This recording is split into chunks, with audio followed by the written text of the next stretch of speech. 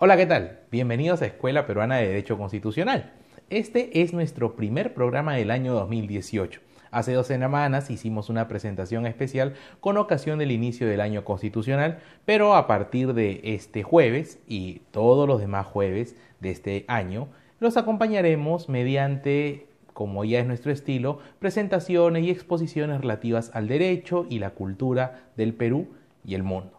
Queremos comenzar, no obstante, mencionando que en este nuevo año tenemos un auspiciador en nuestro programa y me estoy refiriendo específicamente a el Chifa Internacional, Chifa de las especialidades y que en mi humilde opinión es el mejor Chifa del Perú. Espero que algún día tengan la oportunidad de ir. Se encuentra en la avenida República de Panamá 5915, o ahora también llamada avenida Roosevelt, en Miraflores, urbanización San Antonio.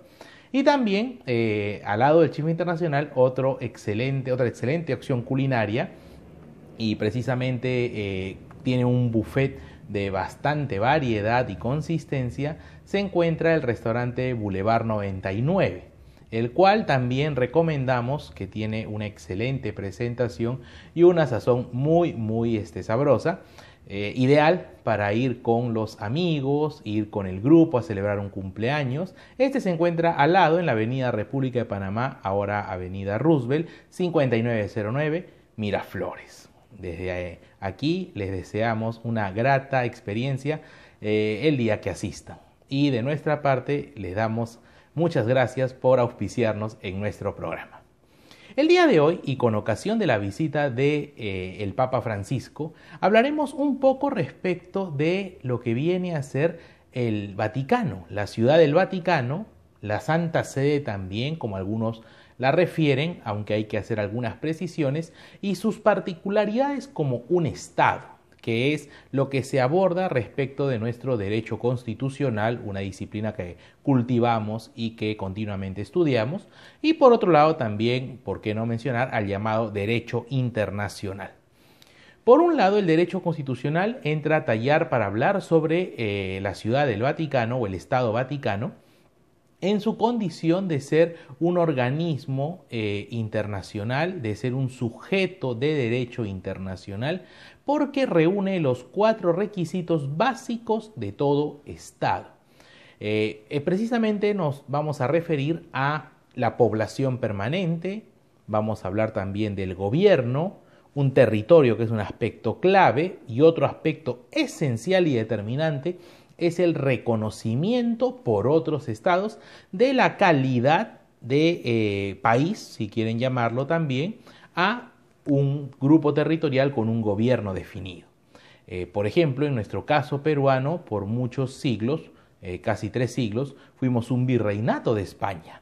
Pero luego la independencia representó el desarrollo de un nuevo régimen, la República Peruana. Pero esta república solo tuvo finalmente su consolidación a partir de que otros países dijeron, bueno, sí, ustedes, el nuevo gobierno elegido por los propios peruanos, tienen la condición de ser estados. Compartimos fronteras con ustedes, podemos comercializar, tendremos diplomáticos, representantes unos y otros. Si el Perú no hubiera tenido reconocimiento internacional, no sería un país. Y así ocurrió también en la historia de lo que viene a ser el Estado Vaticano. Aunque es un estado muy pequeño, el más pequeño del mundo, y también tiene una posición muy particular a nivel de las Naciones Unidas, porque no participa en las decisiones, pero tiene la categoría de ser un miembro observador.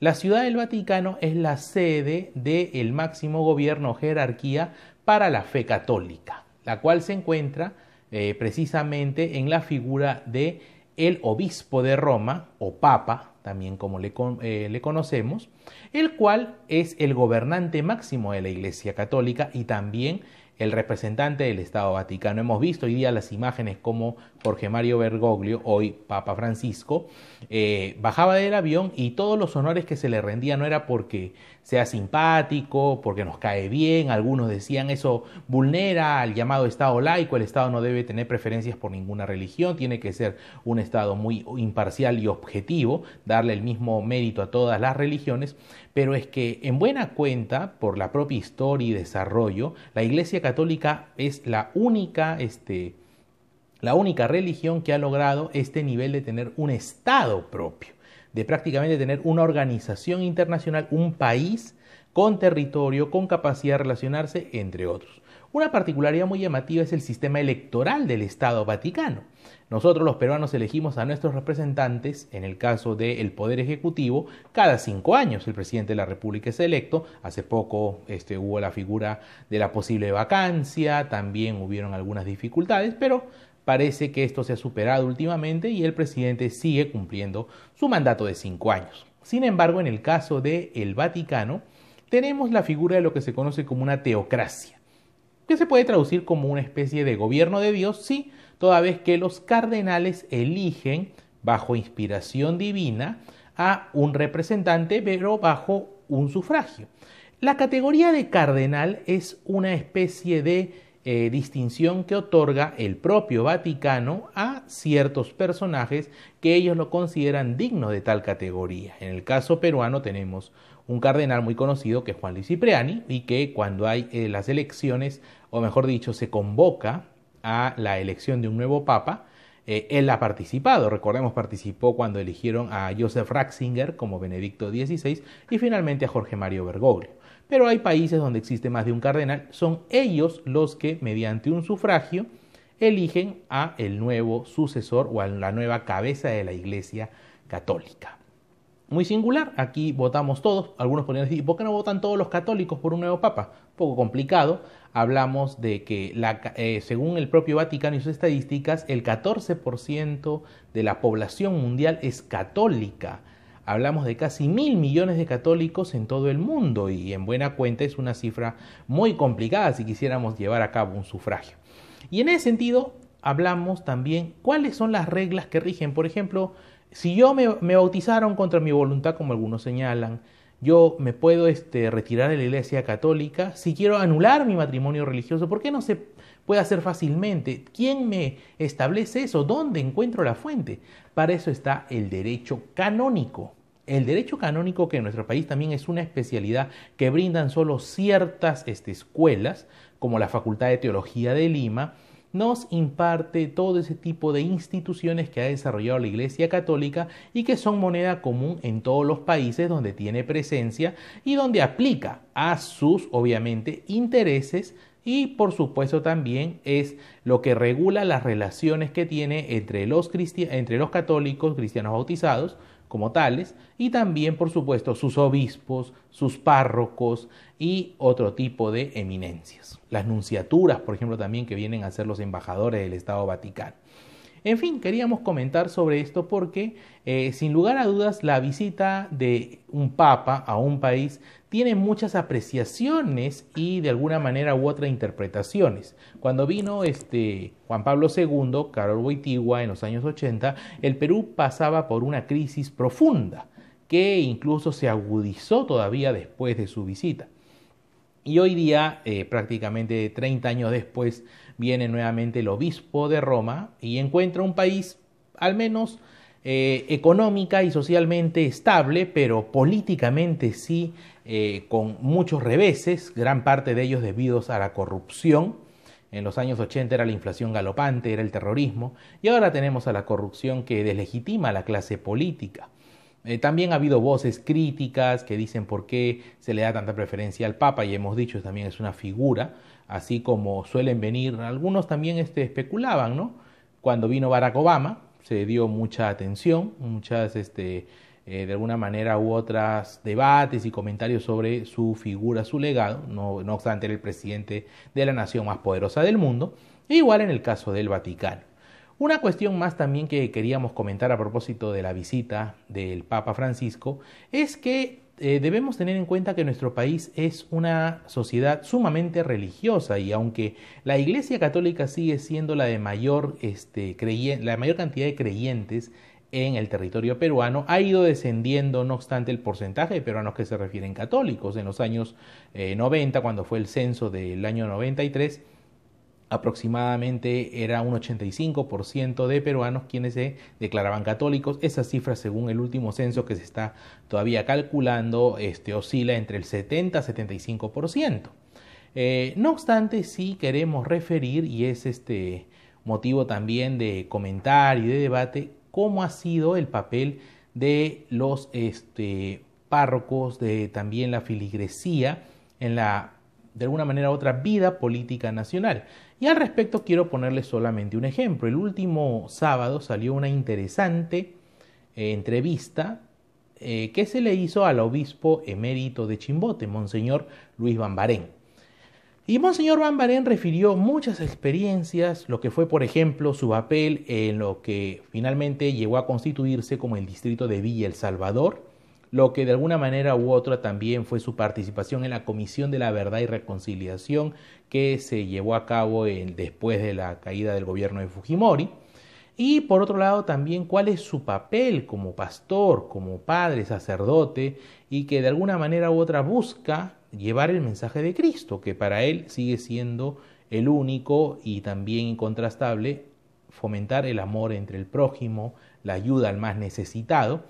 Pero sobre este punto llamó la atención mucho que el Monseñor Luis Bambarén reflexionó, por otro lado, su filiación o su formación, salvando las enormes distancias, así como hay los partidos políticos para el plano electoral. En el plano religioso también existen, no partidos, pero sí lo que vienen a ser son las órdenes, que bajo la inspiración de los santos que han pertenecido a la misma y una doctrina o voto o especialidad, desarrollan su labor eclesiástica. Por ejemplo, muchos recordamos, y existen colegios que nos refieren a las órdenes, como los dominicos, como los jesuitas, como los franciscanos. Yo, por ejemplo, fui formado en un colegio de esa raigambre católica, pero de la orden de los maristas. Mi familia paterna, por ejemplo, en la orden de los salesianos, con la figura eminente de Don Bosco. Muchos recuerdan a Don Bosco, y los que hemos revisado su historia, por ejemplo, fue un personaje que se preocupó mucho por la juventud trabajadora. Champañá, el referente de los maristas, se preocupaba mucho por la educación, y un lema y una máxima que nos explicaban siempre en el colegio era: para educar a un niño hay que amarle, contrario a los métodos tradicionales y muchas veces toscos y violentos con el que el profesor quería impartir su conocimiento. Pero en el caso de Monseñor Luis Bambarén, como el actual Papa, son jesuitas, una orden que se caracteriza sobre todo por su eficiencia en la gestión, porque el hecho de ser una persona religiosa no quiere decir que solo se dedique a la vida escolástica y monástica, no. También pueden ser gerentes, también pueden propiciar una actividad económica, toda vez de que, si bien es cierto, buscamos la salvación en el plano de la vida eterna, pero hay una vida terrenal la cual requiere satisfacer necesidades, buscar abrigo, complementar un proyecto de vida, entre otros, y para ello hay que usar bien los dones y los talentos que tenemos. Los jesuitas se caracterizaron mucho de ese tipo de actividades. Recuerden que incluso en algún momento de la historia, en el Perú y en muchos países del mundo, fueron expulsados y perseguidos porque eran una amenaza para los gobiernos. Sumidos en la corrupción y el despotismo, los jesuitas tenían el apoyo popular, y a veces es contradictorio, porque algunos que se llaman a nivel político los defensores del proletariado, los amigos de los pobres, los defensores de los desposeídos, no son capaces de sensibilizarse, como sí nos han demostrado casos muy referentes a nivel del seno católico, como por ejemplo también Francisco de Asís, quien tal vez fue uno de los mayores referentes en lo que la Biblia nos enseña, ¿no?, sobre el mensaje, ¿qué debemos hacer para buscar nuestra salvación propia? Y Francisco lo asumió en vida, y de ese personaje el Papa toma el nombre. El Jorge Mario Bergoglio lo ha dicho, lo ha señalado, recordando el legado de Francisco de Asís, es que él también se puso el nombre de Papa Francisco. ¿Cuál es? Deja todo lo que tienes y dáselo a los pobres. No todos tenemos esa alma y esa fortaleza para cumplir tal exigencia. Y solo nos queda el otro camino de desarrollar nuestra vida con las comodidades que deseamos, pero eso no quiere decir que nos olvidemos de la solidaridad, de la caridad y de la fe, que son las virtudes que nos rigen como católicos. Y por otro lado también existe una orden muy interesante que en el caso peruano también fue decisiva. Está la orden de los dominicos, quienes fueron los que fundaron la Universidad Nacional Mayor de San Marcos. Y valga también comentarios, a nivel mundial, las 10 universidades más antiguas del mundo fueron fundadas por religiosos. Entonces, cuando a veces hay comentarios, hay una libertad de opinar y expresarse, nadie la puede constreñir ni tampoco negar, pero hay que informarse, siempre es bueno, para que nuestras opiniones no queden solo como simples reniegos o experiencias mezquinas. La religión, con sus problemas y defectos, las iglesias propiamente, con también sus aportes, han contribuido a la historia. Todos los credos merecen respeto. Todos los credos, por más que no compartamos sus ritos, también tienen que ser claramente apreciados. Recordemos que en nuestro país hay una ley de la libertad religiosa, pero sin lugar a dudas, el credo católico en el caso peruano ha jugado un papel crucial en la conformación del ideario popular. Entonces es interesante y llamativo conocer un poco más sobre lo que viene a ser el Vaticano y la presencia del Papa y algunas cosas más que hemos comentado, que estamos seguros hoy en día con todas las herramientas que tenemos podemos ahondar un tanto más, pero sí no debemos también perder la objetividad. Ha habido denuncias muy serias de parte de la población contra algunos sacerdotes que han obviamente traicionado el camino y los mandamientos y han cometido delitos execrables, los cuales tienen que pagar. Eso no vamos a negarlo. Pero por otro lado, no podemos borrar de la historia lo que se ha hecho de positivo. Y hoy en día Jorge Mario Bergoglio, el Papa Francisco, representa un poco la reivindicación de ello, ¿no? Los jesuitas fueron prácticamente en algún momento unos perseguidos y condenados por la propia Iglesia Católica. Y quién diría siglos después, uno de los miembros de esa orden que fue prácticamente lapidada en todos sus miembros, le confiscaron todos sus bienes, hoy en día es la máxima cabeza de la Iglesia Católica. Y aunque ha tenido esa posibilidad, Jorge Mario Bergoglio ha mostrado en todo momento una sencillez, una humildad, pero también un compromiso con los grandes problemas mundiales que son necesarios de escucharse y tenerse en cuenta. Y bueno, eso es lo que queríamos comentar el día de hoy. Nos vemos la próxima semana. Cuídense.